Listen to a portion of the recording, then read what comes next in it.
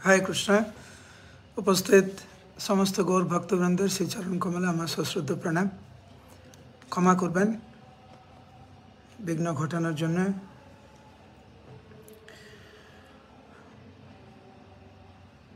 गतकाल आमरा महाराज चित्रकेतुर शोक निये आमरा आलोचना करेছি।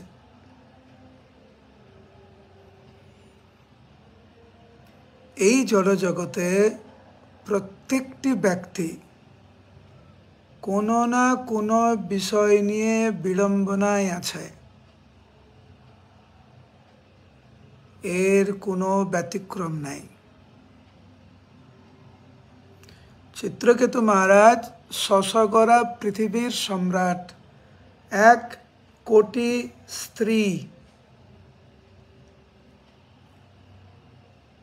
প্রজারা বাধ্য, কিন্তু সন্তান না থাকার কারণে বিষাদগ্রস্ত ছিলেন। পরবর্তীতে অঙ্গিরা মুনির আশীর্বাদে একটি সন্তান লাভ করলেন এবং হিংসার কি পরিণয় হতে পারে, কি পরিণতি হতে পারে তা আমরা গতকাল দেখলাম। অন্যান্য স্ত্রীরা মহারাজের একমাত্র সন্তানকে বিষ দিয়ে হত্যা করল। কেন হত্যা করল? কারণ সন্তান হওয়ার পরে অন্যান্য স্ত্রীরা মহারাজের সেইভাবে অ্যাটেনশন পায়নি বলে এক। দ্বিতীয়ত হচ্ছে এই সন্তান তো আমার সন্তান নয়।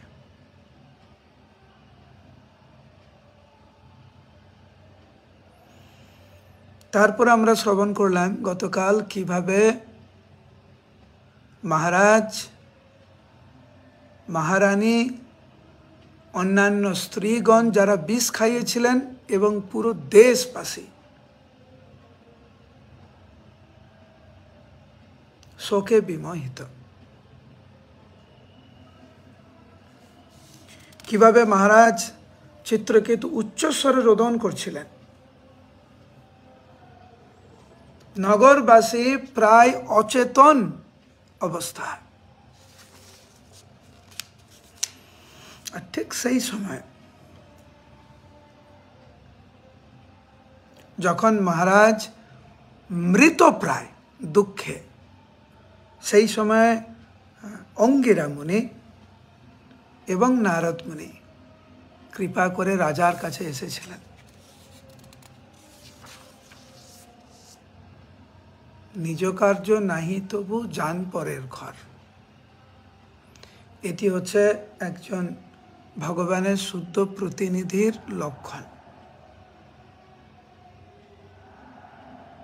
অনেক সময় সাধুরা যায় গৃহস্থদের বাড়িতে দক্ষিণা নিতে, ভালো প্রসাদ পেতে, চাল ডাল ভিক্ষা করতে, ইত্যাদি ইত্যাদি অনেক কারণ থাকে। কিন্তু যারা ভগবানের শুদ্ধ প্রতিনিধি তারা কেবলমাত্র পর উপকারের জন্য, কৃষ্ণ কথা শ্রবণ করানোর জন্য তারা সেখানে যায়। চিত্রকেতু মহারাজ এর আগে অঙ্গিরা মুনির মতো মহাভাগবতের দর্শন পেয়েও সেই দর্শনের সৎ ব্যবহার করতে পারেনি। গুরুদেবের কাছে গিয়ে বলা, গুরুদেব আমি আশীর্বাদ চাইছি, আমার পেট ব্যথা, আপনি পেট ব্যথাটা ঠিক করে দেন, এই আশীর্বাদ চাই আমি। বা কোনো জাগতিক জিনিস বা বিষয় ভিক্ষা করা গুরুদেবের কাছ থেকে, এটা বুদ্ধিমানের কাজ নয়। গুরুদেবের থেকে সেই আশীর্বাদ প্রাপ্ত হওয়া উচিত যার মাধ্যমে পূর্ণরূপে ভগবানকে ভালোবেসে এই জড় বন্ধন থেকে মুক্ত হওয়া যায়।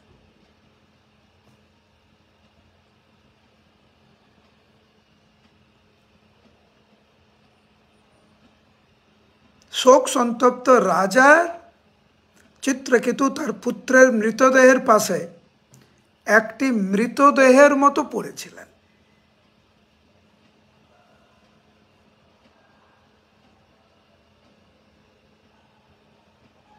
অঙ্গিরা মুনি এবং নারদ মুনি বুঝেছিলেন কেবলমাত্র আধ্যাত্মিক চেতনা প্রদান করার মাধ্যমে একজন জীব এই দুরবস্থা থেকে উঠে আসতে পারে। আমরা যারা ভক্ত হওয়ার চেষ্টা করছি এই উপলব্ধি কিন্তু আমাদের আছে যে কিভাবে মাঝে মাঝে আমরা কিভাবে ভেঙে পড়ি,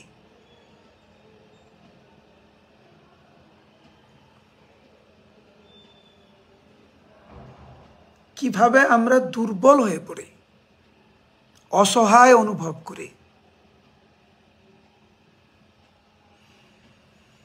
কিন্তু বাস্তব ঘটনা হচ্ছে কি, যদি আমরা এই দুরবস্থা থেকে আমরা বেরিয়ে আসতে চাই, কেবলমাত্র আধ্যাত্মিক চেতনার বিকাশ ঘটানোই হচ্ছে একমাত্র পথ। আজকাল মনস্তত্ত্ববিদ, মানসিক ডাক্তার এখন খুব বিখ্যাত। হসপিটালে হসপিটালে এখন এই মনস্তত্ত্ববিদরা থাকে, যারা মানসিকভাবে খুব ভেঙে পড়েছেন তারা যান পয়সা দিয়ে, এবং ওনারা কিন্তু ওনাদের ভেরি এক্সপেন্সিভ, এবং আপনার কথা তারা মন দিয়ে শুনবে, এবং তারা সাধারণত আধ ঘন্টা 1 ঘন্টা ধরে চার্জ নেয়, ওইভাবে চার্জ নেয়। অন্যান্য ডাক্তার তো দেখে প্রেসক্রিপশন দিয়ে ছেড়ে দেয়, ইনারা আপনার কথা মন দিয়ে শুনবে, প্রয়োজন হলে কিছু ওষুধ দেয়, নার্ভের ওষুধ দেয়, ঘুমানোর ওষুধ দেয়, এই ওষুধ দেয়, ওই ওষুধ দেয়। এটা সাময়িকভাবে, নার্ভের ওষুধ খেয়ে, ঘুমানোর ওষুধ খেয়ে হয়তো সাময়িকভাবে আমরা ভাবতে পারি যে এখন তো ভালো আছে, পরবর্তীতে আবার আমরা ভেঙে পড়ি।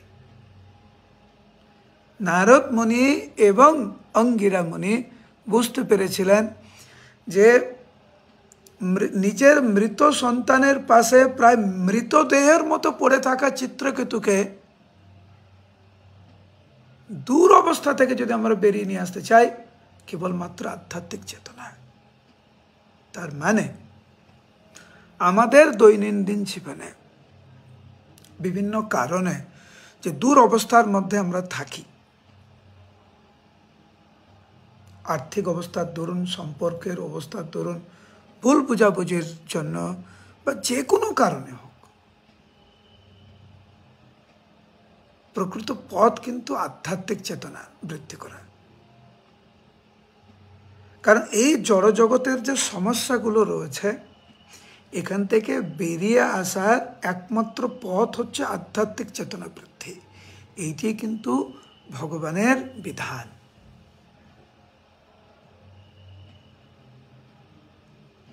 অনেক সময় আমরা ভাবি মন টন খারাপ, ঠিক আছে কিছু জাঙ্ক ফুড খেয়ে নিই, উল্টোপাল্টা খেয়ে নিই, একটু শান্তি লাগবে, আইসক্রিম খেয়ে নিই, ঠিক আছে সাময়িকভাবে ওটা ঠিক আছে। কিন্তু যদি আমরা দূরদৃষ্টি সম্পন্ন হই এবং এখান থেকে সত্যিকারের বেরিয়ে আসতে চাই, আমরা কত জাঙ্ক ফুড খাবেন বলুন, কত আইসক্রিম খাবেন, কত ওষুধ খাবেন? কেন আমরা বোঝার চেষ্টা করি না যে আমরা ভগবানের সন্তান, ভগবানকে ভুলে এই জগৎকে নিজের বলে মনে করাই হচ্ছে এই সংসারের যত সমস্যার কারণ।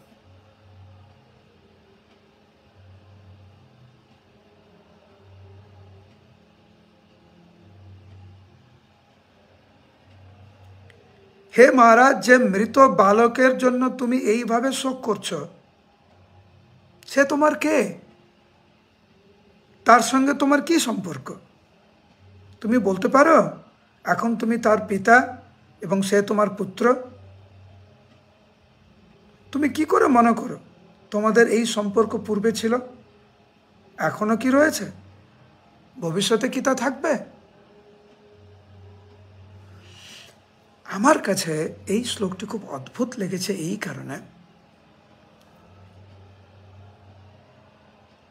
আমরা কিন্তু বিভিন্ন সম্পর্কে কিন্তু আমরা জড়িত সবাই, কারণ প্রত্যেকের বাবা মা কোনো না কোনো সম্পর্ক রয়েছে, ভাই বোন, পাড়া প্রতিবেশী, স্বামী স্ত্রী ইত্যাদি।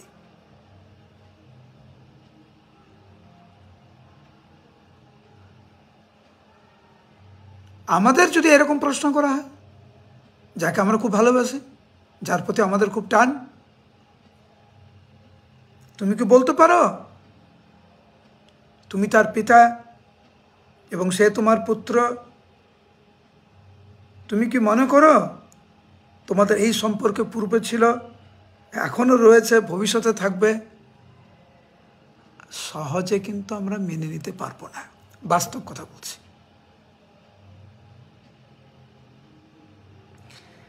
এইটা সহজে মানার কথা না। আমরা মায়ার সংসারে এত গভীরভাবে প্রবেশ করেছি যে এইটা সহজে মানা যায় না, পালন করা যায় না। এর জন্য দরকার অনেক উন্নত আধ্যাত্মিক চেতনা। আমরা কিন্তু দার্শনিকগত দিক দিয়ে, ফিলসফিক্যালি আমরা কিন্তু মানি আমরা আমাদের দেহ নয়, আমরা আত্মা, এবং যে সম্পর্কগুলি এখন রয়েছে আমাদের, এগুলো অনিত্য সম্পর্ক। কতটুকু বাস্তবে আমরা মানি সেটা আলাদা ব্যাপার।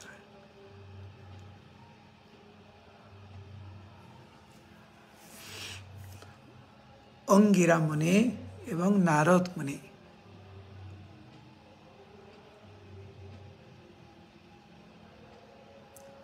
বাস্তব কথাকে খুব সুন্দরভাবে তুলে ধরছেন। কিন্তু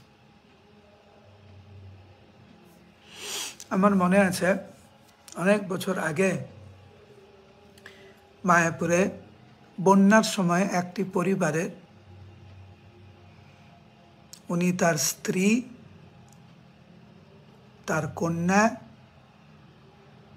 এবং তার দাদাকে হারান একসাথে। মায়াপুরে বন্যার জলে তাদের দেহত্যাগ হয়।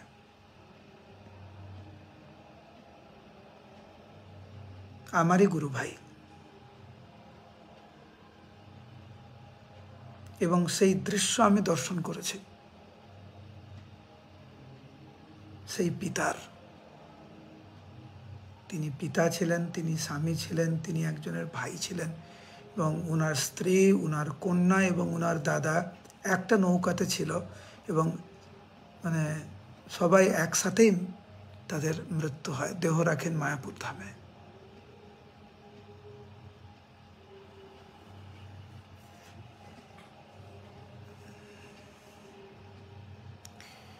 এবং ওই সময় একজন প্রভুপাদের শিষ্যা ওইখানে ছিলেন। উনি বলছিলেন ওই প্রভুকে, কারণ প্রথমে উনি জানতেন না যে ওনার স্ত্রী, ওনার কন্যা এবং ওনার দাদা দেহ রেখেছেন।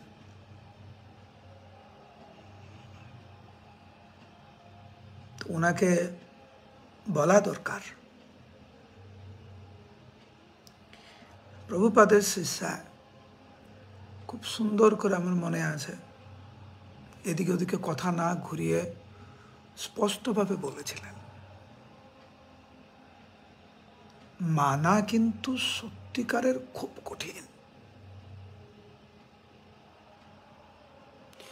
এইখানে কিন্তু নারদ মুনি এবং অঙ্গিরা মুনি খুব সুস্পষ্টভাবে বলছেন যে যার জন্য তুমি প্রায় মৃত, সে তোমার কে? কি সম্পর্ক তার সাথে তোমার? পূর্বে ছিল, এখন আছে, যেহেতু সে এখন মৃত, ভবিষ্যতে থাকবে?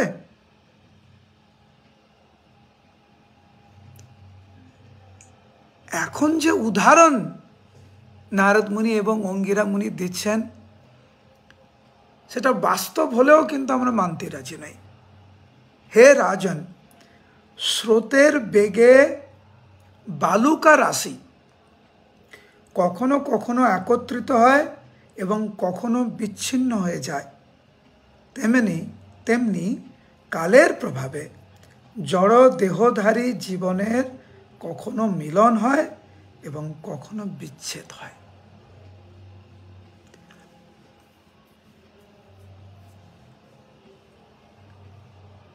দেখবেন সমুদ্রের তীরে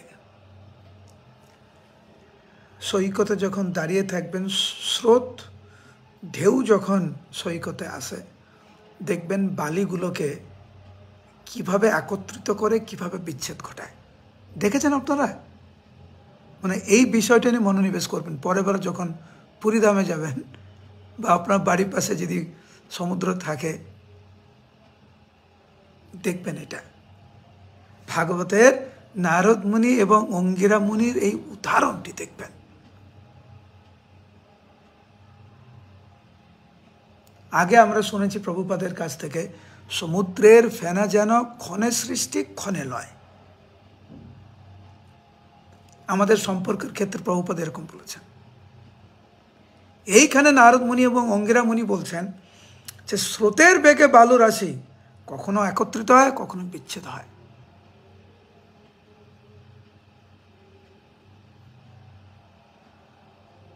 এইটি হচ্ছে এই জড়জগতের সম্পর্ক, কিন্তু আমরা কিন্তু ওইভাবে মানতে রাজি নই। কিন্তু এটি হচ্ছে বাস্তব।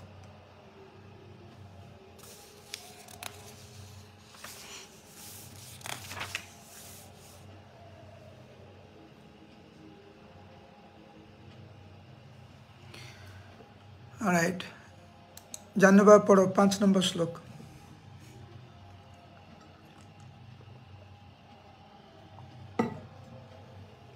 হে রাজন, তুমি এবং আমরা তোমার উপদেষ্টাগণ, তোমার পত্নী এবং মন্ত্রীগণ এবং চরাচর সমস্ত জগৎ এই যে এক বর্তমান কালে রয়েছি, তা এক অনিত্য পরিস্থিতি।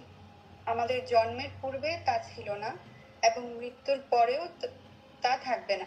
তাই বর্তমানে আমাদের যে স্থিতি, তা মিথ্যা না হলেও অনিত্য।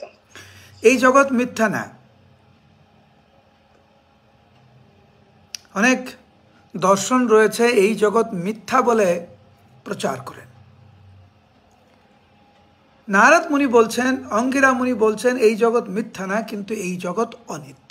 আমাদের মধ্যে এখন যে সম্পর্ক, সেটা মিথ্যা না, সেটা কিন্তু অনিত্য। কিরকম অনিত্য? বালু রাশি একত্রিত হয় এবং বিচ্ছেদ হয় ঢেউর প্রভাবে। সমুদ্রের ফেনা যেন ক্ষণে সৃষ্টি ক্ষণে লয়, ওই রকম। মিথ্যা না, কিন্তু অনিত্য।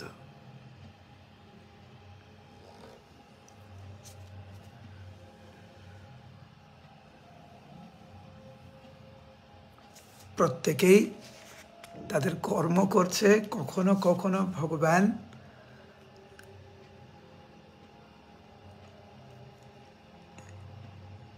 ভগবানের মায়া এমন শক্তিশালী এবং প্রভাবশালী যে যদিও আমরা নিয়ন্ত্রণকারী নই, কিন্তু আমরা ভাবতে থাকি যে আমরা নিয়ন্ত্রণকারী।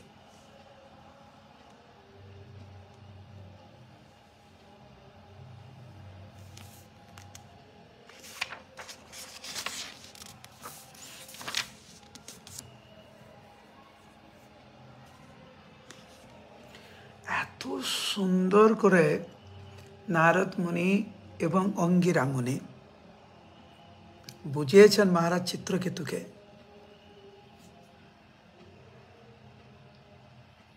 দেখুন 9 নম্বর শ্লোকে, এইভাবে নারদ মুনি এবং অঙ্গিরা ঋষির উপদেশে জ্ঞান লাভ করে রাজা চিত্রকেতু আশ্বাসিত হয়েছিলেন। তখন তিনি তার হস্তের দ্বারা তার মলিন মুখ পরিমার্জন করে বলেছিলেন, হে মহাপুরুষদ্বয়, অবধূত বেশে আত্মগোপন করে এখানে সমাগত আপনারা দুইজন কে? আমি দেখছি যে আপনারা মহাজ্ঞানী এবং মহৎ থেকেও অতিশয় মহৎ। চিত্রকেতু মহারাজ প্রায় মৃত অবস্থায় ছিলেন। সেই অবস্থা থেকে এখন অনেকটা স্বাভাবিক হয়েছে, এটা কিন্তু সাধারণ বিষয় নয়। ভক্তরাও যে বিভিন্ন কঠিন পরিস্থিতির মধ্যে দিয়ে যায়, হরিনামের প্রভাবে, সৎসঙ্গের প্রভাবে সে খারাপ সময় থেকে কিন্তু তারা বেরিয়ে আসতে পারে। এইটি হচ্ছে ভগবত সেবার মহিমা, হরিনামের মহিমা, সাধু সঙ্গের মহিমা।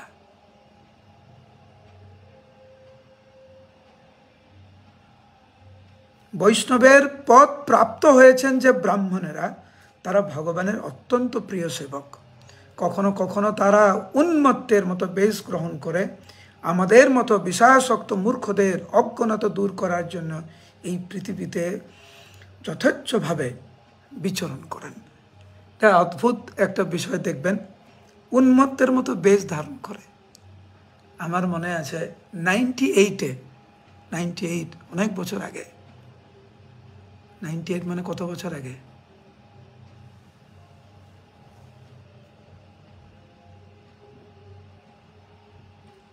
1998, 27 বছর আগে, 98-এ আমি প্রথম ইউরোপে যাই ভক্তি পুরুষোত্তম মহারাজের সাথে প্রচারে। ওটা ছিল বিমান বাংলাদেশ। আমার জীবনের প্রথম এরোপ্লেন চড়া হচ্ছে বিমান বাংলাদেশ। ওই বিমান বাংলাদেশে আমরা কলকাতা থেকে ঢাকা হয়ে আমরা যাব জার্মানিতে। আমাদের বাংলাদেশের ভিসা ছিল না, আর ওটা ট্রানজিট ছিল। আমরা যখন বসে আছি এয়ারপোর্টে, আমার এখনও মনে আছে, তখন তো একটু ছোট ছিলাম, 27 বছর আগে, পুরো মস্তক মুন্ডন, শিখা আর বৈষ্ণবীয় আমাদের সব তিলক টিলক সব ছিল, ধুতি টতি সব একদম পুরো নর্মাল, যেভাবে ড্রেস পরে আছে ওরকম। তো ওইখানের একজন ব্যক্তি আমার কাছে আসেন, আশা করি বুঝতে পারছেন কোন ব্যক্তি, ওই দেশের ব্যক্তি। তো আমাকে দেখে একটু অবাক হয়ে গেছে। তো আমাকে জিজ্ঞেস করছে, আপনারা কারা? আপনারা কি কপালে কি পরেছেন? কি পরেছেন গায়ে? কি এটা?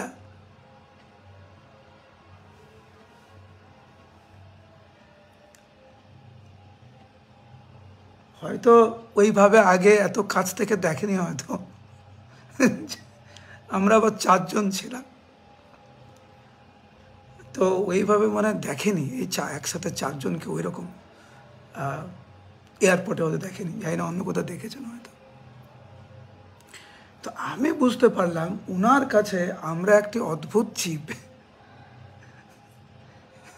অদ্ভুত জীব। এ কপালে কি পরে, হ্যাঁ, মস্তক মুন্ডন কি পড়েছে এইসব। এখানে অঙ্গিরা মুনিকে আর নারদ মুনিকে চিত্রকেতু মহারাজ, যিনি শশা করা পৃথিবীর সম্রাট, কত অলংকার না, তো দামি দামি জামা কাপড়, কত সেবক সেবিকা, হ্যাঁ, নারদ মুনি ধুতি পরে বীণা বাজাতে বাজাতে, চাদর গায়ে সারা বিশ্ব ব্রহ্মাণ্ড ঘুরে বেড়াচ্ছে। সেরকম জুতো নেই, খড়ম পরা কাঠের জুতো। আমাদের গুরুকুলে ইনি প্রিন্সিপাল, উনি খড়ম পরতেন। তো আমরা তখন গুরুকুলে থাকতাম, তো ওনারা বাইরে থেকে অনেকে মানে গুরুকুল দেখতে আসতো। একটা শব্দ বলতো, এই দেখ দেখ দেখ কাঠের জুতো পরেছে, কাঠের জুতো পরেছে, এরা কাঠের জুতো পরেছে। অদ্ভুত একটা, ওনাদের কাছে বৈষ্ণব মাঝে মাঝে অদ্ভুত একটা বিচিত্র একটা, কি এরা কোথা থেকে, কোন গ্রহ থেকে এসছে, এরা পাগল নাকি এরা? বলছে যে কখনো কখনো তারা উন্মতের মতো বেশ গ্রহণ করে। এটা উন্মতের মতো বেশ না, এটা সাধারণ বৈষ্ণব গৌড়ীয় বেশ, কিন্তু অন্যদের কাছে মনে হতে পারে এটা পাগল নাকি এরা। আমেরিকাতে, জানি না এটা এটা শুনেছেন কিনা, বাইরের লোকরা অনেকে ভক্তদেরকে, আমেরিকাতেও ভারতবর্ষেও বেশিরভাগ মানুষ এখন ওয়েস্টার্ন ক্লোথস, প্যান্ট শার্ট পরতে অভ্যস্ত, ধুতি পরতে এতটা অভ্যস্ত না। আর আমেরিকাতে তো নাই। প্রথম প্রথম প্রভুপাদের সময়, আমি অনেক প্রভুপাদের শিষ্যর থেকে শুনেছি, প্রভুপাদের সময় যখন ভক্তরা ধুতি পরতে শুরু করলো, আর আমেরিকান লোকরা প্রথম দেখছে ধুতি পরা, তারা ভাবছে এটা একটা ডাইপার, ডাইপারও না ডাইপার, এত বড় বড় ডাইপার পড়ছে কেন? তো প্রভুপাদের শিষ্যরা বলতেন যে আমাদের কাছে লোকরা এসে বলতো, আপনারা এত বড় বড় ডাইপার কেন পড়ছেন? ওদের তো ধুতির ব্যাপারে কোনো ধারণাই নেই, এটা পাগল, ওরা কোথা থেকে এসছে সব, এত সুন্দর চুল কেটে ফেলেছে, তিলক পরছে, ডাইপার পরছে, তো আবার লাল রঙের ডাইপার, কি এরা সব?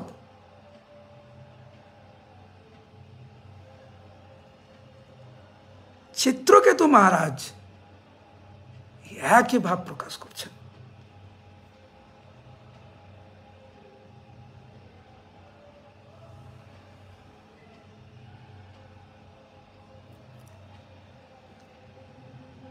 যে যাই বলুক, ভক্তরা কিন্তু তাদের সেবাতে কিন্তু পূর্ণরূপে মনোনিবেশ করে। কে বললো ডাইপার পরেছে, কে বললো আপনারা কি এটা কপালে কি, অনেক অনেক কিছু বলে, কিন্তু ভক্তরা তাদের সেবাতে very fixed, বিচলিত নয় তারা।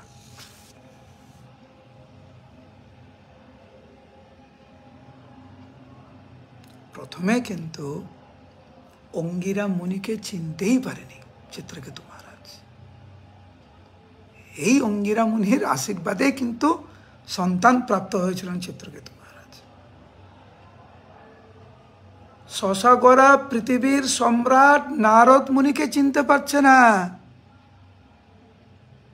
অঙ্গিরা মুনিকে চিনতে পারছে না।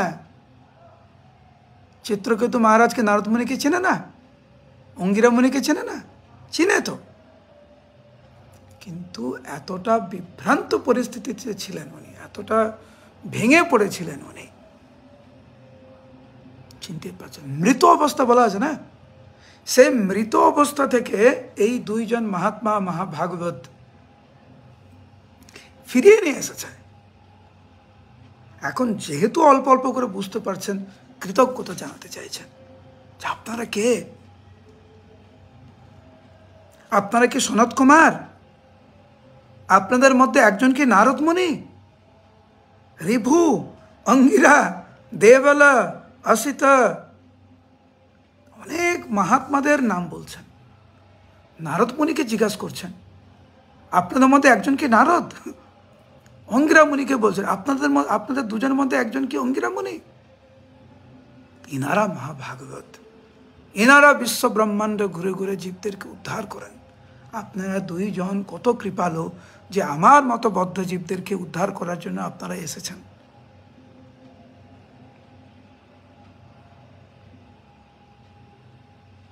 কারণ আমি শূকর, কুকুর আদি গ্রাম্য পশুর মতো মূঢ় বুদ্ধি এবং অজ্ঞানের অন্ধকারে নিমগ্ন, তাই দয়া করে জ্ঞানের প্রতি প্রজ্বলিত করে আমাকে উদ্ধার করুন।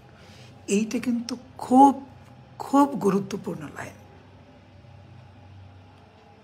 সেটা হচ্ছে কি, দয়া করে আমাকে উদ্ধার করুন।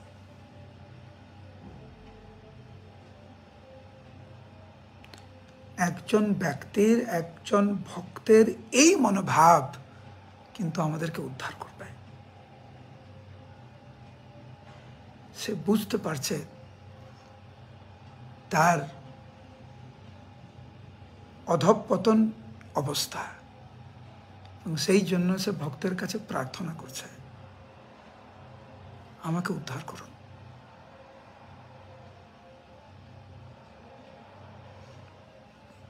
যেহেতু এই মনোভাব ছিল চিত্রকেতু মহারাজের, এই জন্য উনি কৃপা পেয়েছিলেন। অঙ্গিরা মুনি বললেন, হে রাজন, তুমি যখন পুত্র কামনা করেছিলে তখন যে তোমাকে পুত্র প্রদান করেছিল আমি সেই অঙ্গিরা ঋষি, আর ইনি সাক্ষাৎ ব্রহ্মার পুত্র দেবর্ষি নারদ। আচ্ছা, আমি আরেকটু বলতে চাইছিলাম কিন্তু আমার ডাক পড়ে গেছে, পরবর্তীতে সেবায় যেতে হবে। আমি যদি এখন দরজা না করি ওরা বাজাতেই থাকবে। ঠিক আছে, হরে কৃষ্ণ। আমি আগামীকাল ট্রাভেলিং করব, কিন্তু আমি যেইখানে যাচ্ছি আমি সেই জায়গায় যদি ক্লাস করার পরিবেশ থাকে, ইন্টারনেট যদি আমি পাই, আমি অবশ্যই ক্লাস করবো কালকে। ঠিক আছে, হরে কৃষ্ণ কৃষ্ণ কৃষ্ণ হরে হরে, হরে রাম রাম রাম হরে হরে। হরে কৃষ্ণ, সবাই ভালো থাকবেন। হরে কৃষ্ণ।